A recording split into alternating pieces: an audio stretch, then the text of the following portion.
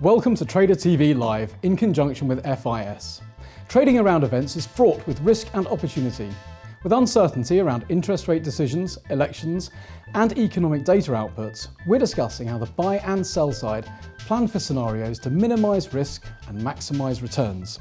As we're broadcasting live, we would love for you to get involved with the show today by submitting your questions on Twitter @TraderTV using the hashtag TraderTV. Joining me today are Sean George, Chief Investment Officer at Strukturinvest Fond Commission, James Athey, Senior Portfolio Manager at Aberdeen Standard, and Mattias Remnefjord, who is the Fixed Income Product Manager at FIS. Gentlemen, welcome to Trader TV Live. Great to be here. Thank you. James, could you start off by telling us what sort of scenarios you have to plan for if there's a central bank interest rate decision coming up? Sure thing, yeah. Unfortunately, Dan, gone are the days where, it was a simple case of are they on hold, are they going to cut, are they going to hike? We now live in a world of sort of overt central bank communication, and that means we need to consider some of the options in between, which is to say we have these slightly spurious sounding concepts like a hawkish cut or a dovish hold. So actually the number of options is a little more complicated, but essentially, our behaviours, the analysis that we have to do around those risk events is a microcosm of what we're trying to do the rest of the time. And that's really around two key concepts, and that is valuation and asymmetry. So essentially what we need to understand is what are the market's views of what's likely to happen? What are the market's views of the market's likely response to those events? Where is market positioning? And therefore we can try and understand where the risks are around positions that we may be running, which may be affected by the outcome of those decisions. That's very good, thank you. And Sean, as a hedge fund, do you think about things differently in any way? I mean, we go about things differently. I mean, we have, some of our positions are longer term, like theirs, but at the same point in time, there can be a fair amount of alpha to collect after an event. But the way things have shaped out this year, there's been, the reaction function that we've assumed when we've modeled what we think is going to happen in the different scenarios, and then we have a portfolio set up for multiple scenarios, and the reaction function is something completely different than what we had modeled, and so we are more patient at this point in the year because we want to see the market reaction play out. And we've just let it run sometimes because we don't agree with the market reaction, but it's worked out with our position. But we generally try and collect alpha and be a little bit faster than other people. Thus the nickname Fast Money for hedge funds. Absolutely, of course.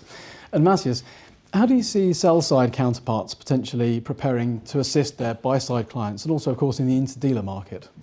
Yeah, I mean, if you have like an event like this, like a rate decision and the outcome of that, it's very important that when it heats up that the sell-side banks have their sort of trading system lined up in terms of position management, but also that they have figure out a little bit beforehand their risks with that sort of move. I mean, if there's a rate decision, there might be a steepener or a flattener, or if there are some moves around the curve, some 2, 5, 10 flies, for example. It should not be such a surprise if there is a certain sort of steepening of the curve, the outcome of that. And I mean, that's the change of the curve, but then you also have the different ways to look at from the credit side, from the issuer, so that they need to keep track of what happened if the spreads are widening. If you have the triple C versus double B, for example, to look at from a CDS side. And also nowadays you need to keep track of the liquidity and the funding side. To see these kind of basis risks, what you might be exposed to. We saw that the end of September in US when they had the liquidity squeeze there in the repo market. And but when things heats up, it is very important that the sales banks can still sort of provide the service to their buy side in terms of contributing prices to the extent that they want to. Okay, I mean, if it's a shaky market, maybe they pull back, but we've seen that it can pay off if you're out there in the market, even in a shaky situation, that you've been there when it sort of heated up.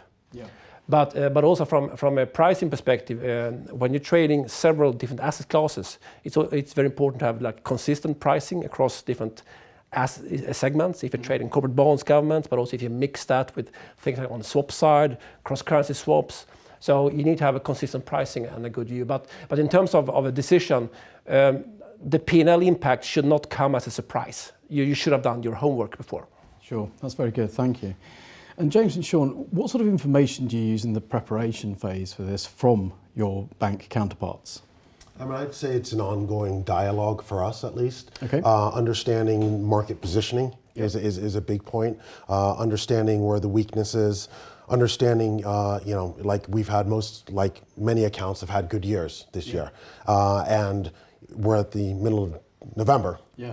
The risk-taking, appetite right now is not great, and it's not great at the bank side going into year-end. And many banks have also had good trading years. So just understanding the market dynamics and being prepared for their impacts on pricing. And there's been a lot of things this year that have reacted very strangely. But you have two central banks in the market as well, and then you have accounts, buy-side accounts like us, reacting to what they're doing, agreeing or not disagreeing, and those dynamics are not something that you get delivered to you. It's an ongoing process of dialogue across the counterparties, or even some of my competitors, which I'm friendly that I talk to. Sure. And James, what sort of information are you using in the long-only position? Yeah, sure thing. I mean, Sean's hit the nail on the head. Essentially, we're using the street because in aggregate, they see a heck of a lot of flow, if not all of the flow, and us as a single buy-side firm, we don't have access to that via any other means. So first and foremost, as Sean's already said, there is an ongoing dialogue, but particularly when there are risk events, particularly when there are known events in the economic calendar where there's likely to be volatility in the aftermath, it becomes that much more important to have had these conversations, to understand who's been buying, who's been selling, where the positions may be, where, again, back to the asymmetry, where's the asymmetry around potential market moves in the aftermath of the decision. So absolutely, that's a key input for us in being able to sort of build that deep, textured view of exactly how the market is positioned and how it's likely to behave under various scenarios after the event itself. Okay, and what's the biggest risk, do you think, you face in the planning stage?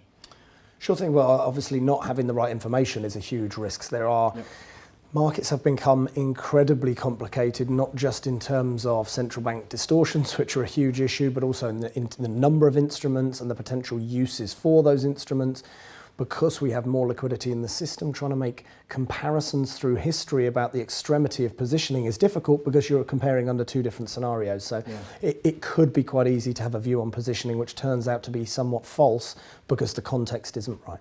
Is that the same for you, Sean? Yeah, I mean, our problem is exactly what I said. Our biggest position from the long side is CSPP bonds that the ECB will actively be purchasing, hopefully the exact bonds we own, but bonds that fit in the framework. Yep.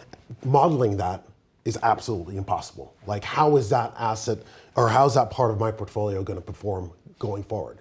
Because I have really from June forward with these particular bonds, and then I have the last time, but the last time they were in was a completely different scenario than it is now. So understanding and tweaking and using the right proxies, and then you get what we get back from the model, and then we have to actually haircut that because the volatility is actually higher a lot of times than it should be in the model, because it's not taking into account that the ECB will be there when the volatility picks up. And I have a young quant with me who's very, very bright. But when you haven't seen these cycles, I've been doing this for almost 24 years now. Volatility, it's understanding what the model says and what the actual volatility is different. That's great, thanks. And I think we're going to talk about trading next. In the next section, we're going to discuss the pressure on the trading desk and how that works in these scenarios.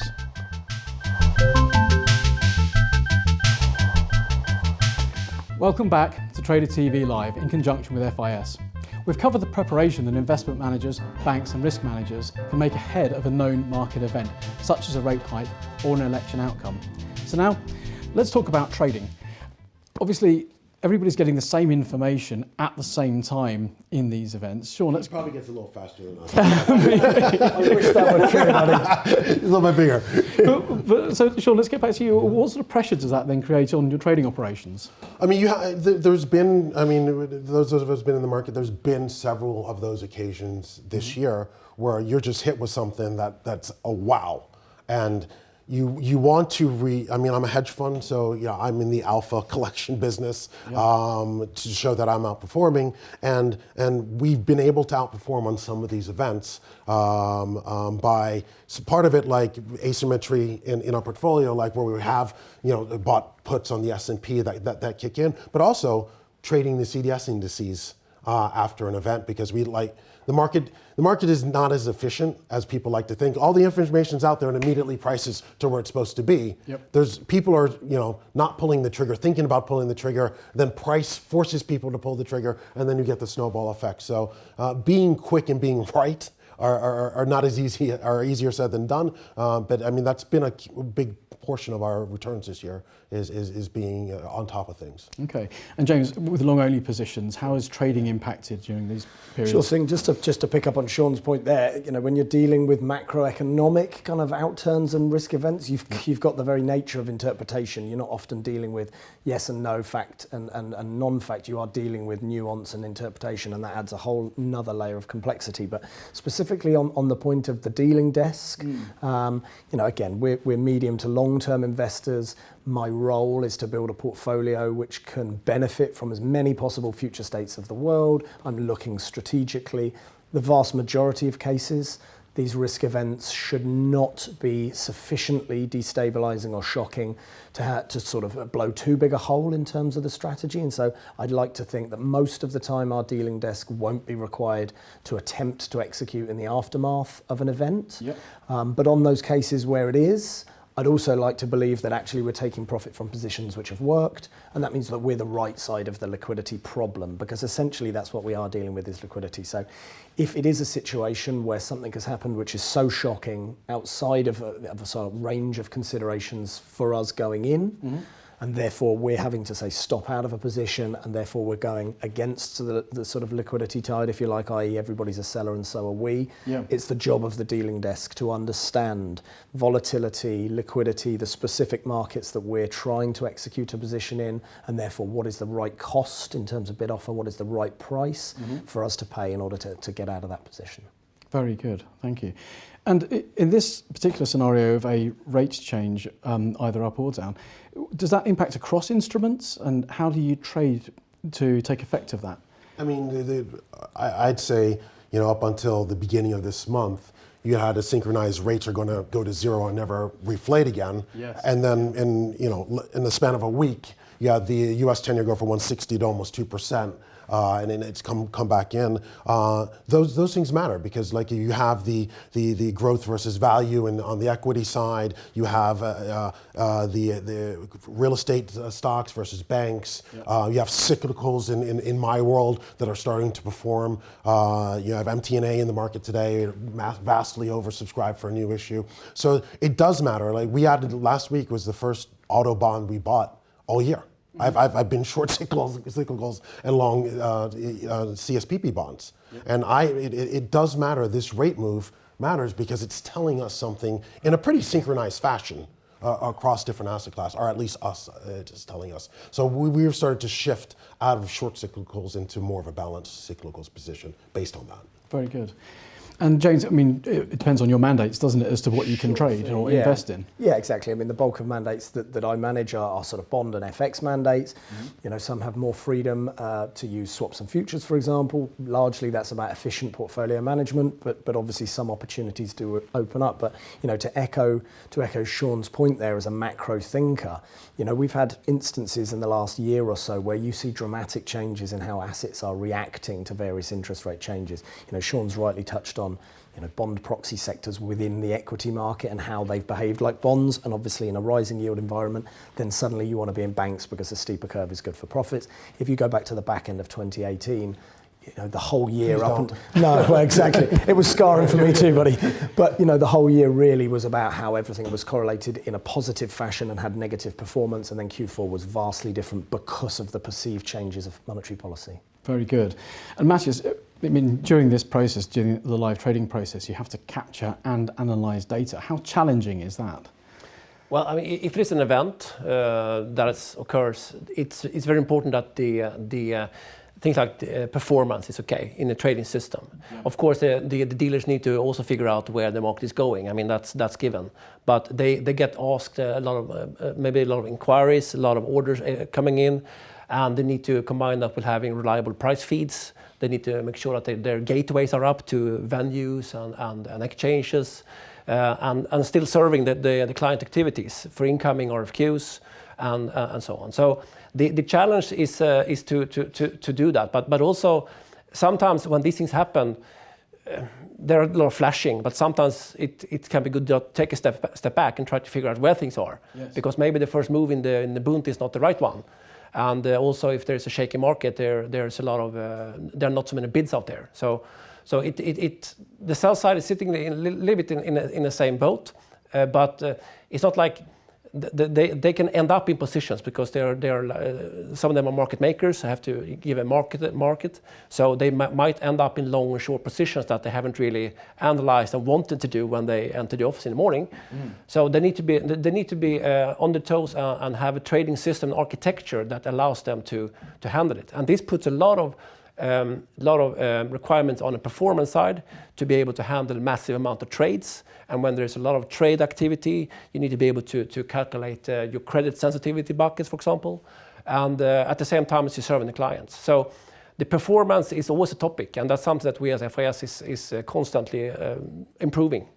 And of course, liquidity is poor in most fixed income markets at the moment, so that's becoming increasingly challenging. I'm guessing that is that something that the discussion between traders and portfolio managers, has that increased as liquidity's decreased in order to manage the risks for you in this process? Yeah, massively so. I mean, essentially the regulatory environment, the regulations which we've seen as a response to what happened in 2007 and 8 has absolutely changed the way that banks operate, and depending on which asset class you're talking about, the hit to liquidity, the change in liquidity conditions has been, broadly speaking, dramatic. When you then potentially throw in a risk event, an economic event, a volatility event, then what you see is that liquidity can dry up absolutely dramatically. So we want to lean on our dealing desk as much as possible for info all the time, because they're in touch with the market on an ongoing basis, but particularly in the current environment. Yeah, that's been great. Thank you very much. Thank you. So next we'll talk through the review process to improve future trading and investment strategies, and we're going to take some questions from Twitter.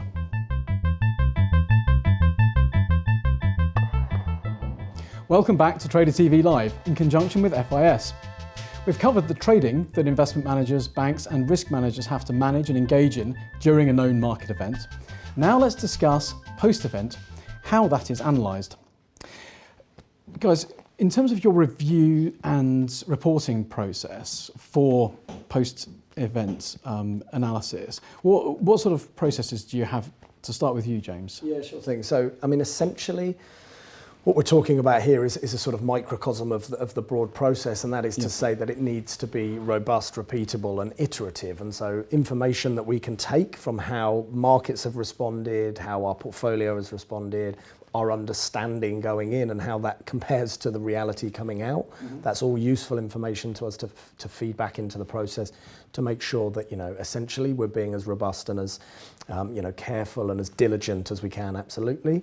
In that respect, we have a series of meetings on a weekly basis where we can have these discussions both in terms of what the future may look like, but also going over the past. How did events transpire relative to our views? How's that affected our portfolios? Does that require some adjustments along the way? So absolutely that fits into the normal sort of process. In the rare instances where something really has come out of the blue or shocked us or surprised us, we will have a conversation there and then, because we need to, in real time, truly understand, because obviously we have client money, at risk, if you like, and we're very careful about that. That's very good. And Sean, does your review process differ at all? It differs. I mean, essentially it's the same process, but the difference is I have a larger toolbox, being that leverage, longs and shorts, multiple different multiple markets. What we do, what I would add on to the process, we have a smaller team, so it's more ad hoc, discussing if we did the right thing or not. But there's also, we go back and we look at what markets were tradable at the time. And did we execute the most efficient market to augment our view if we needed to do it at the time? So, just making sure that I'd like to think that we do check all the markets to make sure we're shorting the richest thing and buying the cheapest thing. But it's sometimes it's not the case. I have to admit. Simple, yeah. So we do go back and review, and it has changed a couple things on how we've handled liquidity. That's very good. And then how do you bring the sell side and risk teams into that discussion? Because I'm guessing portfolio management and trading is an ongoing discussion, probably on a daily basis or at least weekly basis. So how do you bring those other factors in, including counterparts? James, do you want to start? Yeah, sure thing. So, I mean, again, that's a process, and you're talking about actually probably two distinct sort of segments. One of which is the notion of best execution. We have a responsibility to provide the best execution that we possibly can for our client base. Yep. And that process is essentially ongoing. It's always and everywhere. Now, depending on which asset class, some of them are more automatable and some of them are more sort of minute by minute, if you like. When you're talking about OTC products and illiquid products, it can be a bit more nuanced, and there does need to be a bit of expertise in understanding market conditions and where what may look like a bad price is actually a relatively good price because of the prevailing conditions at the time. Mm-hmm. And then obviously you have a separate conversation, a separate process and relationship with our counterparties who are providing us that liquidity and execution, as well as other services. And that process is certainly much bigger than our desk. That covers all asset classes. We have specialist teams and specialist, people that are involved in a kind of quarterly review process. Quarterly review, and you have a quarterly review process as well? Exactly, and since we're an emerging manager, it's a give and take on how helpful we are to our counterparties and how useful we are. Our trading volumes, matter to certain counterparties and maybe not so to others. But I think at the end of when you come in with the numbers and with the rankings. Yep. Very seldom are people like, oh my God, I'm fifth. I mean, they kind of know if they're hitting or missing on things. But it is also a good checkpoint to see, the people that are providing me with the best service, are they also getting, the same look on the volume?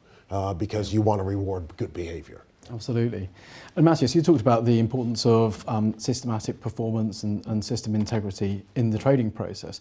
What sort of data can be used to analyse that, and how do you see the review of operational performance? It depends on the desks, but if I take an example, a bond desk contributing prices to venues in the RFQs, for example. Mm-hmm. It is a matter of publishing the relevant data for the traders. Yep. So it can be like some liquidity score numbers that are provided out there from vendors, and also the composite price to do that. And the banks and the sell side as the buy side, they are gathering a lot of data and using it. And it is a matter of presenting the right data in that moment, because if it is in a shaky situation, there might be a lot of RFQ pop-ups on the screens. Mm-hmm. So it is a matter of showing the right data than just sort of showing a myriad of too much. Yes. So, and that is also something that they can be, of course, revised afterwards. Okay, do we have the right number, sort of the right liquidity scores and the right sort of composite price and so on? But on the sell side, it's also a matter of trying to explain the P&Ls, for example. So. Reviewing processes, I mean, they also have the MiFID II requirements on the best executions and some RTS reports and all these things.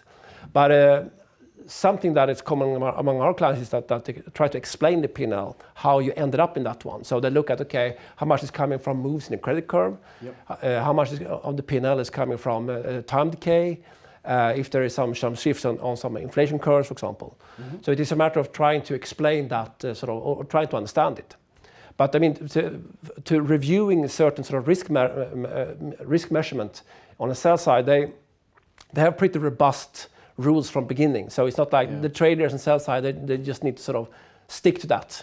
Yeah. Of course, they have inputs, but I mean the process of reviewing these things is pretty massive at banks. So it's not like they cannot change it over a short period of time. Sure. I mean, we've heard a lot about in sort of the press about transaction cost analysis on the buy side, particularly. Obviously, in fixed income, that's challenging because there's less market data, because there's less liquidity. So, just to finish, could we just perhaps talk about how valuable is that in the review process, do you think, at the moment, and to what extent do you think is that art as well as science? James, Sean. All right. Yeah. I mean, we go through and score our liquidity on a weekly basis, Right. and we produce our monthly report on that. And what we do is we gather on the buy side. We have one thing when you go from the sell side to the buy side, you're amazed at how much more information you have. And so we take all the liquidity, we monitor our bonds and make sure they have the liquidity profile that we want, because if the market were to turn for some macro reason, and I have a bond that I thought was liquid in an illiquid market, I won't be able to sell that bond. So I need to stay more liquid and on top of my liquidity, and we do that review on a weekly basis. That's great. We're going to have to wrap up there. So Sean, James, Mattias, thank you very much. That's been excellent. Thank you. The recording of the show will be available on this page, as well as tradertv.net. I'd just like to thank James, Sean and Mattias, and you for watching Trader TV Live. Please follow us on Twitter at TraderTV and visit us at tradertv.net and etftv.net. Thank you very much for watching.